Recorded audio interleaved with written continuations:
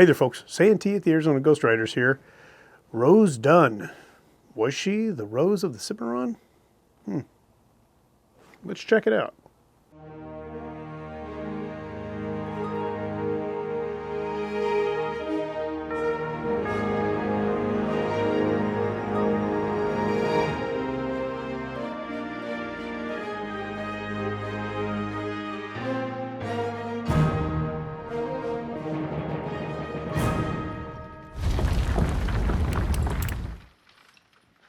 I reckon this here is between the lady and the gambler.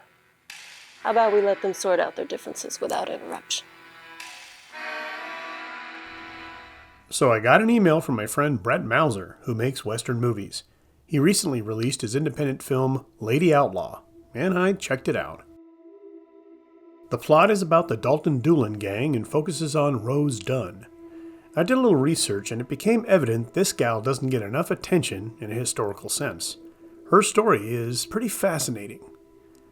Rose Elizabeth Dunn was born on September 5, 1878 in Oklahoma Territory. Not much is recorded about her early life, but we do know she had 5 brothers and she was educated in a convent.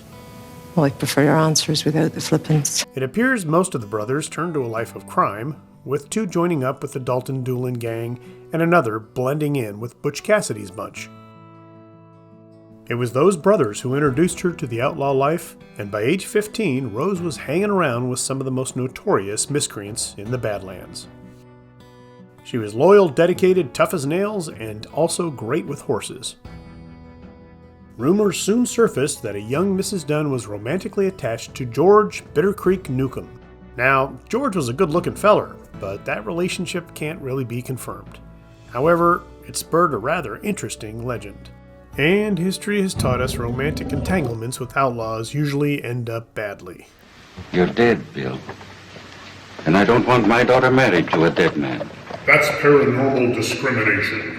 On September 1st, 1891, U.S. Marshals entered the town of Ingalls, Oklahoma with the intent of capturing or killing the doolin-dalton gang. A fierce shootout ensued and Newcomb was wounded out in the open street. The story goes that the brave and dedicated Rose ran out into the street with a gun belt full of bullets and a lever-action rifle, guns a-blazing, and helped old George get to safety. Although this is not recorded, we know that Rose Dunn was in Ingalls that day. The rifle she gave Bitter Creek ended up being engraved Rose of Cimarron and recovered later. U.S. Marshal E.D. Nix, who was in that shootout, wrote a note stating that this was the rifle Rose gave to George. This is where the whole thing gets disjointed.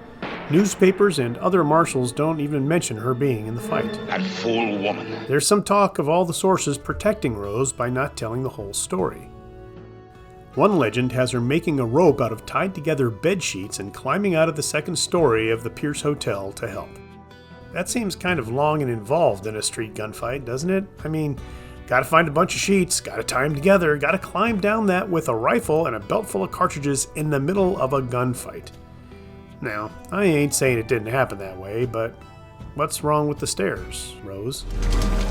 Oh, God! Reading on, the legend says that at that time, the Pierce Hotel didn't have stairs, just a ladder. So it would appear Laurel and Hardy built this hotel. Yeah, sorry, I ain't buying this story. Regardless, they got away and ended up at the Dunn residence to recover. Rose's own brothers became bounty hunters and actually filled George Newcomb full of lead on May 2nd, 1895. It sure seems odd that if the two were lovers, Rose would let her own brothers turn him into a pasta strainer, but we don't have proof of the real story.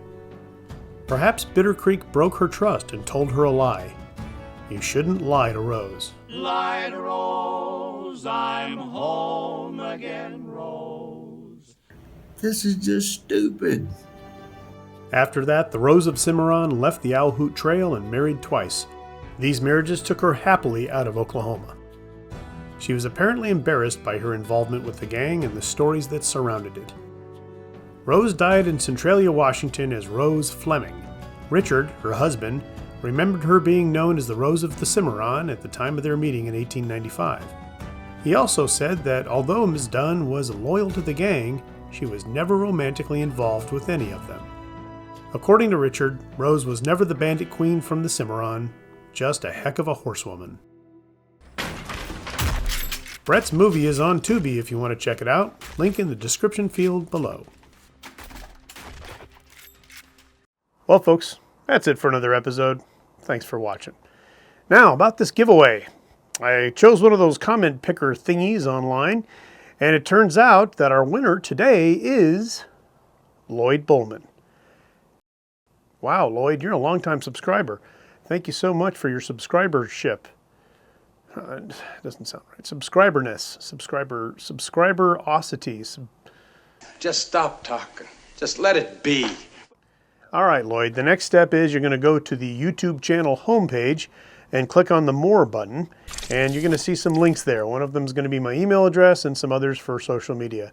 You can contact me at any of those, and we're going to have to do the address thing, and then I'm going to send it out in the mail to you, wherever you are. Hopefully you're in America. I don't know. I've never sent anything to, like, Botswana before. You might be in Botswana. I never thought to ask. Probably should have asked. That could be expensive. Anyway, I hope you enjoy it, and congratulations. Have a Happy New Year, everybody, and as always, please like, share, and subscribe, and we'll see you on down the trail.